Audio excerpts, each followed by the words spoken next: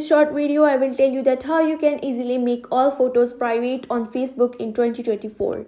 It is quite simple and easy. But before starting the video, make sure to like the video and subscribe to my channel.